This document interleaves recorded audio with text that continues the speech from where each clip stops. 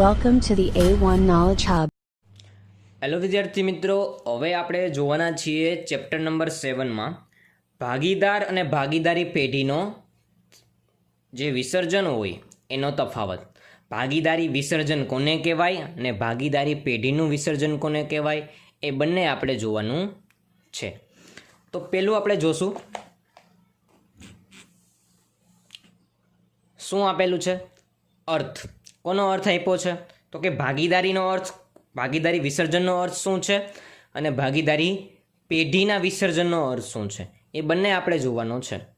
તો ભાગીદારીનું વિસર્જનનો અર્થ શું થાય જોઈ લ્યો. પહેલાં ભાગીદારીનું વિસર્જન એટલે ભાગીદારીનું પુનર્ગઠન. શું આપ્યું છે?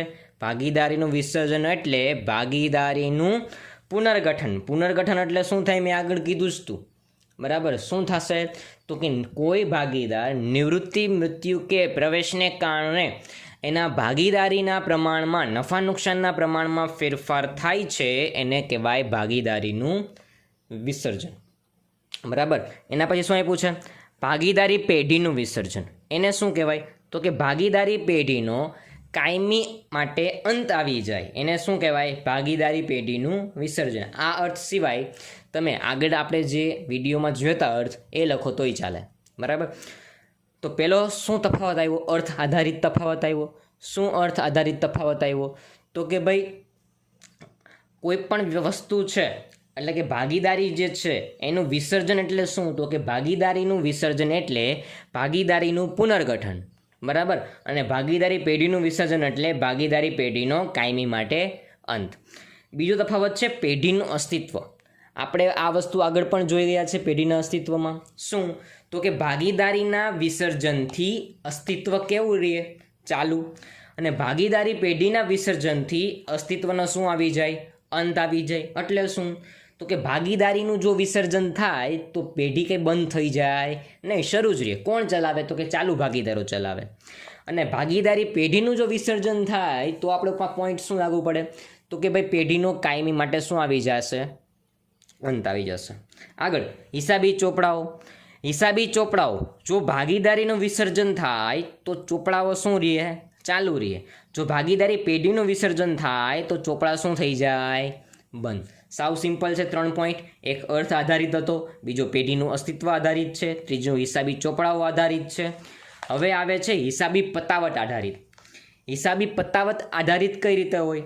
તો કે ભાગીદારી વિસર્જનમાં હિસાબી પતાવટ થતી નથી, પરંતુ પુનઃ મૂલ્યાંકન નફો નુકસાન મેળવી મૂડી ખાતે ઉધારાય છે.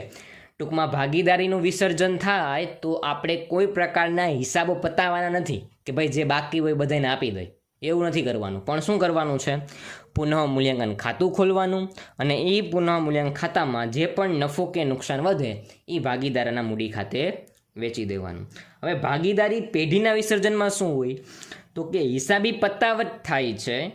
માલ મિલકત નિકાલ ખાતાનો ઉપયોગ કરી, માલ મિલકત નિકાલ ખાતાનો ઉપયોગ કરી જવાબદારી ચૂકવાય છે અને વધેલ રકમ ભાગીદારો વેચે છે.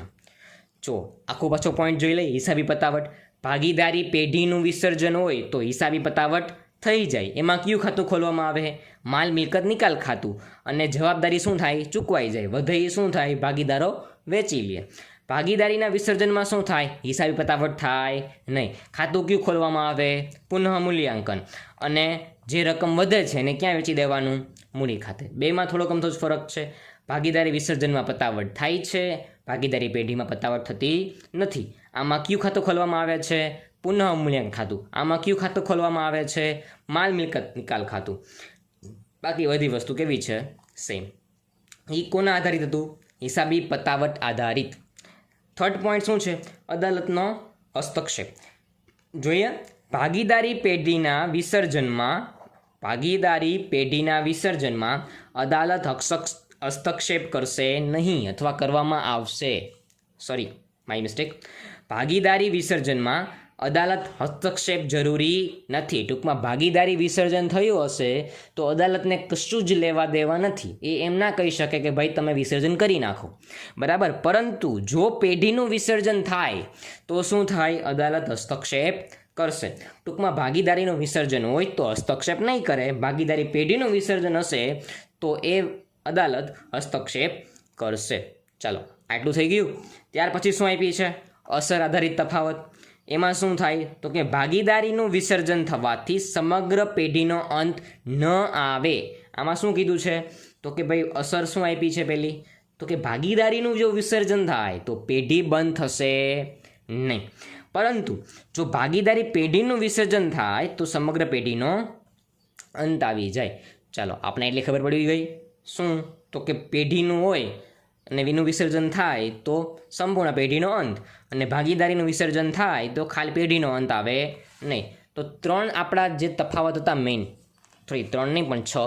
પેલું હતું અર્થ આધારિત, બીજું હતું પેઢીનું અસ્તિત્વ આધારિત, ત્રીજું હતું હિસાબી ચોપડાઓ આધારિત, ચોથું હતું હિસાબી પતાવત આધારિત, પાંચમું હતું અદાલતનો હસ્તક્ષેપ આધારિત, અને છઠ્ઠું હતું અસર આધારિત.